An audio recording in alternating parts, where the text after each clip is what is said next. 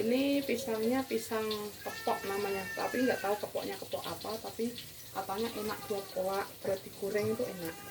Ini panen sendiri bapak saya yang nanam, jadi anaknya yang menikmati. Sengaja nggak dijual karena cucunya itu pada suka pisang.